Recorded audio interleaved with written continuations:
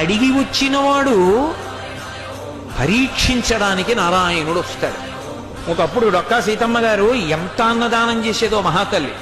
ఓ బ్రాహ్మణుడు వచ్చాడు, కూర్చోబెట్టి అన్నం పెడుతోంది. ఆయన అన్నాడు, నాకు పెళ్ళవలేదు, ఇన్నాళ్లకు ఓ పెళ్లి కూతురు ఒప్పుకుంది చేసుకుంటానని, కానీ బంగారు ఆభరణం ఏదైనా పెట్టమంది, ఏదైనా ఆభరణం ఇస్తే అన్నం తింటా, లేకపోతే తిన్నన్నాడు.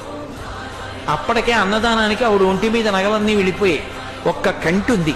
ఆవిడ భర్త వంక చూసి కంటి ఇచ్చేస్తానంది. ఆయన పక్కకి రమ్మనన్నాడు, అన్నీ అయిపోయాయే, ఆ కంటె ఒకటే ఉంది. ధూర్త బ్రాహ్మణుడు అన్నం పెడితే బంగారం అడుగుతున్నాడు, ఇవ్వకు, తినకపోతే పోతాడన్నాడు. తప్పు. అతిథి విష్ణు స్వరూపం, అభ్యాగతి స్వయం విష్ణు.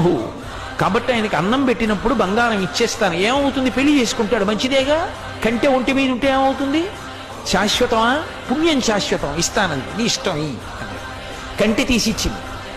ఆ కంటి తీసుకెళ్లి అరిటాక్ కింద పెట్టి ఆయన అన్నం తినేశాడు సంతోషంగా. ఉత్తరాపోసనం పట్టాడు, చేయగడుక్కోవడానికి బయటికి వెళ్ళాడు. ఊరంతా కలిపి ఎంత ఉంటుంది ఆ గన్నవరం.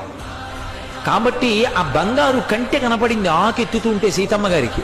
అయ్యో వెర్రి బ్రాహ్మడు కంటె మరిచిపోయాడని పరిగెత్తుకెళ్ళారు పిలుద్దామని. కనపడలేదు. భర్తని పిలిచి వెతకమన్నారు, ఎక్కడా కనపడలేదు. అయ్య బ్రాహ్మణుడు ఇంత కంటె అడిగాడు, వెళ్ళిపోయాడని పడుకుని నిద్రపోయారు. ఆవిడికి కలలో శ్రీ మహావిష్ణువు కనపడ్డారు. సీతమ్మ, ఇంతమందికి అన్నం పెడుతున్నావే, ఒక్కసారి నీ చేతి అన్నం తినాలనిపించిందమ్మా, బ్రాహ్మణ రూపంలో వచ్చాను. అభ్యాగతిని గదు పరీక్షించాలని కంటె అడిగాను, ఇచ్చేశావమ్మా. చాలు తల్లి, మురిసిపోయాను, నీ ఒంటి మీద నగలైపోయాయని బెంగ పెట్టుకుంటున్నావా? ఇంతకింత బంగారం నేను ఇస్తాలే అమ్మా అని ఆవిడ లేచి భర్తకి చెప్పింది కళ. ఎప్పుడు దున్నే పొలమే. ఆయన పొలానికి వెళ్ళారు. సాయంకాలం వచ్చేసే ముందు ఏదో గొప్పు తవ్వుతున్నారు. కంగుల శబ్దం వచ్చింది. కొంచెం మట్టి తీసి చూశారు. ప్రదోష వేళ బిందె కనపడింది. ఉత్తరీయంలో మూట కట్టి ఇంటికి తీసుకొచ్చి మూత విప్పి చూశారు. బిందె నిండా బంగారు కాసులు. అంత ఐశ్వర్యం ఇచ్చేశారు శ్రీ మహావిష్ణువు.